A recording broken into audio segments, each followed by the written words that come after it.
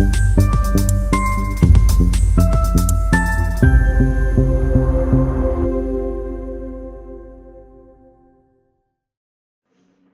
के भांजे के रूप में प्रसिद्ध तीर्थराज मचकुंड पर 2 दिवसीय लक्खी मेले का आयोजन किया जा रहा है, जिसमें लाखों लोग पहुंच रहे हैं और मचकुंड के पवित्र सरोवर में आस्था की डुबकी लगा रहे हैं। तीर्थराज मचकुंड स्थित यहाँ पर प्रतिवर्ष ऋषि पंचमी और देवछठ को लक्खी मेला लगता है, जो करीब 5240 वर्ष पूर्व से आयोजित हो रहा है।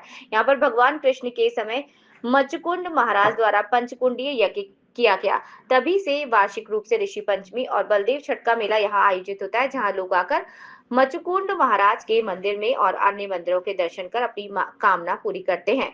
मेले में राजस्थान और विभिन्न राज्य जिलों से लोग यहाँ पर आते हैं। देवासुर संग्राम के बाद मचकुंड महाराज ने ऋषि पंचमी के दिन भगवान कृष्ण ने मचकुंड महाराज से कलियावन नामक राक्षस को भस्म करवाया था। मचकुंड के देवछठ मेले में राजस्थान के विभिन्न जिलों के अलावा उत्तर प्रदेश, मध्य प्रदेश, हरियाणा और दिल्ली तक के श्रद्धालु आते हैं। यहाँ के पवित्र सरोवर में ऋषि पंचमी और देवछठ को विवाह होने के बाद पहले मेले पर मोहर और कलंगी का विसर्जन किया जाता है। मचकुंड के पवित्र सरोवर में डुबकी लगाने से शरीर में जितने भी चर्म रोग हैं वो समाप्त हो जाते हैं। बताएं, आप कहां से आई हैं और इस पवित्र सरोवर के बारे में क्या मान्यता है? मेरा नाम मनीषा है और ये तीर्थराज मचकुंड है जो सभी का भांजा है और यहाँ पर लोग बड़ी दूर दूर से आते हैं।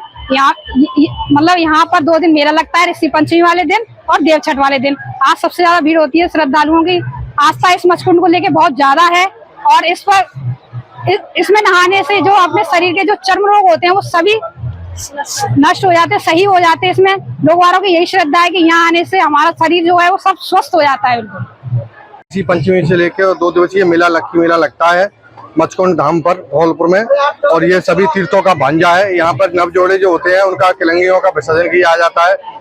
नई नई शादियां होती हैं उसमें पहली वर्ष में इसको विसर्जन किया जाता है। और ये मानता भी है कि इसमें सरोवर में स्नान करने से चर्म रोग इत्यादि बीमारियां समाप्त हो जाती हैं।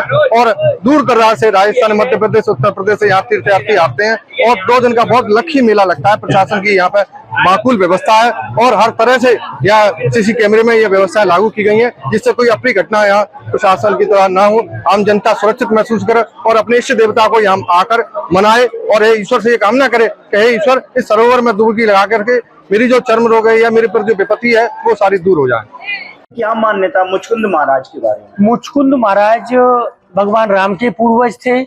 भगवान राम से 24 पीढ़ी पहले अयोध्या के राजा मानधाता के 3 पुत्र हुए, अमरीश, पुरु और मुचकुंद।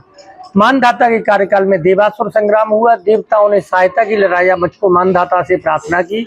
उन्होंने मुचकुंद जी को सेना लेकर वहां भेजा और देवासुर संग्राम में देवताओं की राजा मुचकुंद ने सहायता की और विजय प्राप्त की। विजय प्राप्त करने के बाद देवताओं ने कहा कि वरदान मांगी, तो मुचकुंद जी ने कहा मैं लड़ते लड़ते थक गया हूँ, विश्राम चाहता हूँ। देवराज इंद्र ने इनको ये वरदान दिया कि आप अरावली की श्रृंखला में धौलागिर पर्वत में जाके विश्राम करें। जो भी आपको कच्ची नींद जगाएगा वो आपकी पहली दृष्टि पड़ते ही जलकर भस्म हो जाएगा। इधर भगवान श्री कृष्ण का जब अवतार द्वापर में हुआ तो इन्होंने 11 वर्ष के कार्यकाल में अपने मामा कंस का वध किया। कंस की 2 पत्नी थी, अस्थि और प्राप्ति, जो जरासंध की बेटी थी। कंस मारा गया, दोनों पत्नियां अपने पिता जरासंध के यहाँ गईं और जरासंध ने कंस का बदला लेने के लिए 17 बार मथुरा पर आक्रमण किया और वो पराजित हुआ। तो उसने एक समीक्षा बैठक बुलाई जिसमें यह प्रस्ताव दिया कि कोई ऐसा उपाय बताएं कि हम श्री कृष्ण पर विजय प्राप्त कर सकें।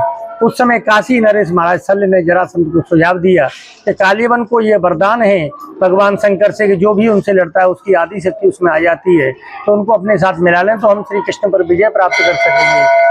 18वें युद्ध में जरासंध ने कालीवन को अपना सेनापति बनाया। इधर भगवान श्री कृष्ण ने जब ये देखा कि कालीवन आ रहा है। मेरा नाम अर्चना दुबे है, मैं मुरैना से आई हूँ और ये मचकुंड का मेला भरा हुआ है, लक्खी मेला कहते हैं इसे। और ये ऋषि पंचमी और मोर छठ के दिन भरा जाता है और यहाँ दूर दूर से लोग आते हैं। जो बच्चों की शादियां होती हैं तो पहली साल में बच्चों की मोर वगैरह सिराने के लिए यहाँ आया जाता है। ये सारे तीर्थों का भानेज है। क्या मान्यता है इसमें? पवित्र इसकी मान्यता, इसका सरोवर का पवित्र जल, इसमें नहाने से खाज खुजली वगैरह जो चर्म रोग होते हैं सारे दूर हो जाते हैं।